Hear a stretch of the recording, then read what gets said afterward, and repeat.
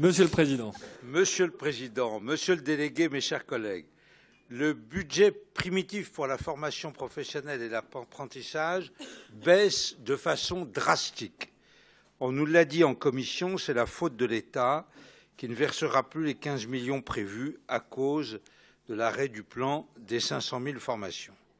Mais cela ne suffit pas à expliquer que vous amputiez le budget alloué au fonctionnement de 53 millions d'euros en autorisation d'engagement et de 92 millions d'euros en crédit de paiement, il faut le souligner.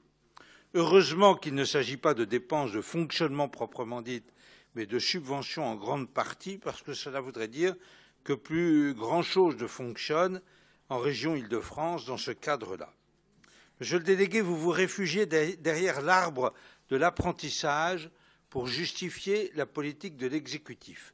Vous avez même prononcé cette phrase mémorable « Mettre de l'argent sur des programmes n'est pas synonyme de réussite ». Mais quand même, bien sûr, nous allons vous soutenir sur votre plan de rénovation des CFA. Ça a toujours été au cœur de notre programme. Mais tout ne se résume pas à cela. Que proposez-vous pour la politique de l'emploi? Que proposez-vous, oui, une fois tombé le faux nez des emplois tremplins, du plan 500 000, des mesures sparadrap vouées à l'échec, imaginées par la Hollandie, si tant est que la Hollandie existe. Certains se sont émus de notre position hostile aux divers organismes d'insertion économique tels que les missions locales que vous souhaitez continuer à financer.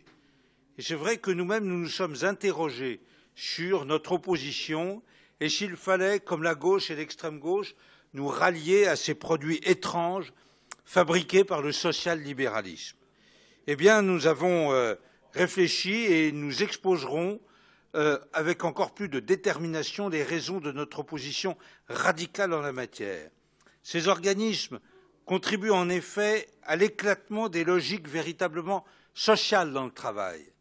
Nous vous démontrerons pendant l'année qui vient ces critiques et nous vous proposerons des solutions de remplacement à ces dispositifs coûteux et inefficaces.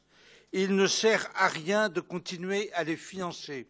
Ils ne font que produire de l'individualisme, de l'isolement, du mammouth administratif et même de l'illettrisme. Nous y reviendrons à travers nos amendements. L'enjeu est trop considérable, les sommes bien trop élevées dans ce secteur pour que nous laissions les mêmes apprentis sorciers continuer cette politique. Nous pensons que nous voterons contre ce budget primitif, contre cette annexe, qui nous paraît entériner encore une fois une vision ultralibérale du monde socio-professionnel, vision ultralibérale dont on connaît tristement les résultats. Je vous en remercie. Merci, Monsieur le Président.